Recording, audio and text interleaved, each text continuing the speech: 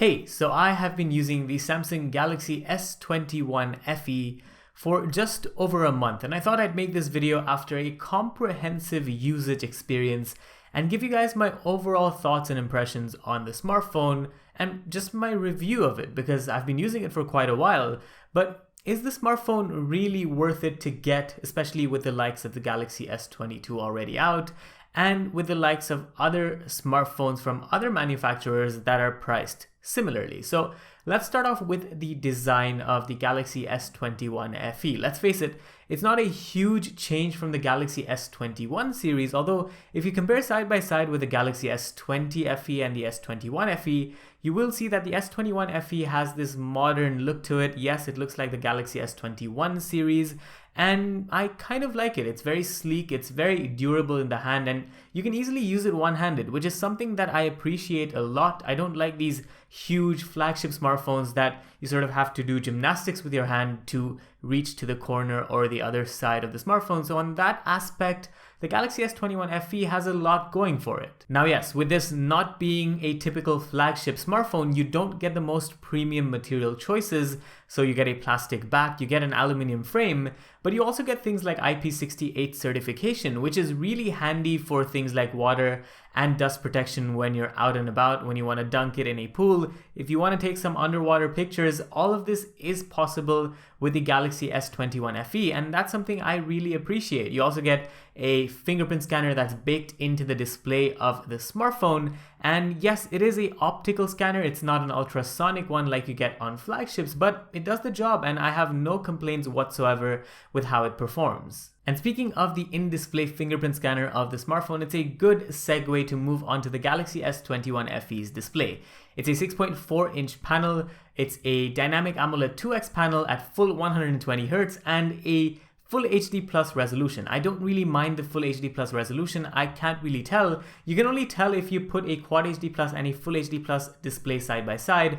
And at the price point the Galaxy S21 FE is, Full HD Plus is plenty. You get a really nice multimedia experience. It's a O-dot design on the display, and overall everything looks very immersive. HDR content is nice, the brightness is plenty. Even outdoors you can crank it all the way and use the smartphone without any problems whatsoever, and you can also pair it nicely with the stereo speakers on the Galaxy S21 FE. So when it comes to the overall display performance, I've had absolutely no complaints. I think it's one of the best panels out there for the price point, and if you value that, you should definitely put this smartphone at the top of your list for which one you should get. And the display is also where you'll have majority of all your interactions. This is One UI 4.0 running on Android 12, and the software experience is very familiar to what you'd get on a typical Samsung flagship, and that's not a bad thing. Anyone who's switching from a previous Samsung smartphone will feel right at home. There are some features of Android 12 baked into the experience, things like a color palette customization option, but aside from that, the overall look and feel of the UI is pretty similar to what we've seen in the past, and I think in that regard Samsung's done pretty well. Now as far as the processor goes, it's the Exynos 2100 chipset. Last year on the Galaxy S20 FE we had the Snapdragon 865 chip, and this year we've moved to the Exynos 2100, and there are a few quirks I want to talk about. Look, for the most part the overall performance should be fine, but there's just some instances where the smartphone starts lagging. There's some frame drops and the experience doesn't stay 120Hz for whatever reason. You can sometimes fix this by restarting the smartphone or just clicking the power off and power on button just once and unlocking, and that sort of fixes it. There has been an update to fix this and amend this further, and I've noticed that the sort of problem creeps up less and less, although it does creep up, which is kind of annoying given the fact that this is a flagship chipset at the end of the day, and sometimes the smartphone just randomly heats up. So you could be using and scrolling through Twitter or Instagram, and it just heats up near the camera region for whatever reason. You leave it aside for a couple of minutes, and then when you get back to it, it doesn't heat up when you do that again. So it's just very weird, very inconsistent if you ask me, and I don't know any fixes for that. I think this is an inherent sort of bug or just the overall way the smartphone behaves, but I thought I'd point it out. Oh, and also certain aspects of the smartphone aren't polished enough. So when you're scrolling through just regular multitasking, sometimes you get frame drops and jitters that you typically associate with Samsung smartphones. They've been there on any chipset, not just Exynos. I've noticed this on Qualcomm chipsets within Samsung smartphones as well. I don't know a fix to this, but this gets really annoying when you want to do things like, let's say, have Google Maps open in a picture-in-picture view while taking a phone call, while driving, because if you get that element of lag and stutter while you're doing all of these things simultaneously, you will face some issues, and that's not something that you typically expect from a flagship smartphone. So I think Samsung needs to reassess this a bit more and just make sure that the software is really polished and brings the best experience possible. But aside from the processor, you also get 8 GB of RAM, which I think is plenty for multitasking. I've never noticed an application sort of go out of memory, so that's been great.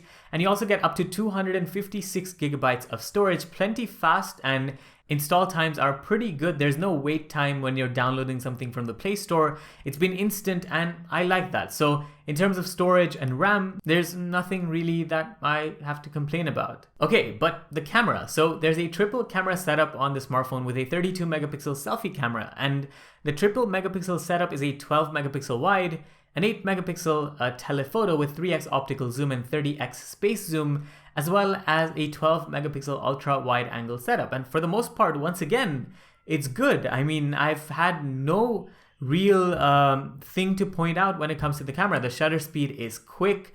You can take photos with the ultra wide as well as the regular lens. There is some color distortion and some detail loss between the wide and the ultra wide lens, but you can check out my actual camera comparison between the Galaxy S20 FE and the S21 FE for more details on what the differences in the camera features really are.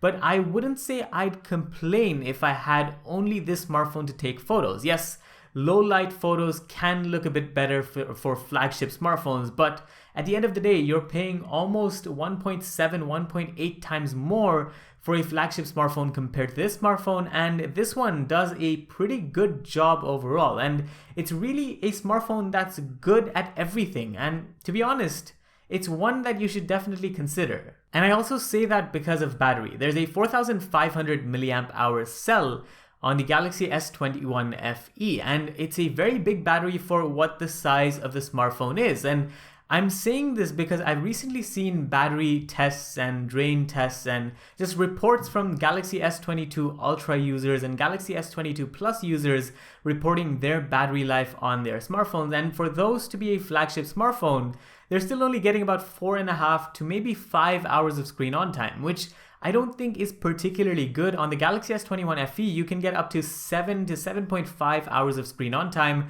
I've never had any issues with recharging the smartphone during the day. It's lasted me the whole day, and my day starts at 7 a.m. and goes all the way up till 12:30 a.m. the next day. So it's been pretty good on that regard. Charging is plenty quick, 25-watt charging with the charger that's not provided. You need to get a charger separately with the smartphone.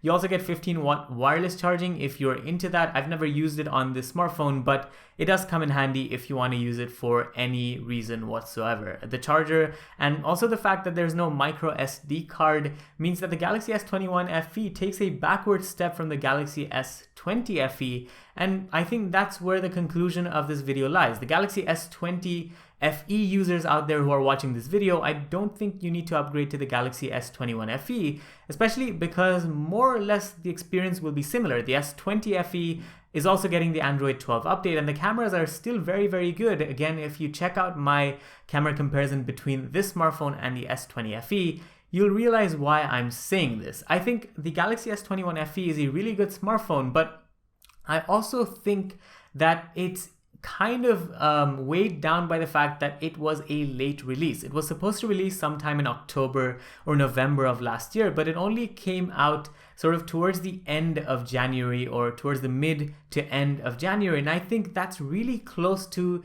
the Galaxy S22 series, which has now been official. So if you're the kind of person who wants the best of the best, then you should obviously get the Galaxy S22 series. But if you want a similar performing and similar sized smartphone in the Galaxy S22 series, you'd have to pay much more than what you'd pay for the Galaxy S21 FE. And if that's not in your budget, I think the Galaxy S21 FE is still a fantastic choice. But if you can push your budget all the way to the likes of the Galaxy S22 Plus, which I think directly compares with the experience of the Galaxy S21 FE and beats it on a number of different occasions. So it's got a better processor, it's got better build quality, a better display, all of that, and you can push your budget all the way up to what the Galaxy S22 Plus costs, then yes, the Galaxy S22 Plus might be a choice for you. But if you're looking at competition and just the overall price tag of the Galaxy S21 FE compared to other smartphones in this price bracket, the Galaxy S21 FE is head and shoulders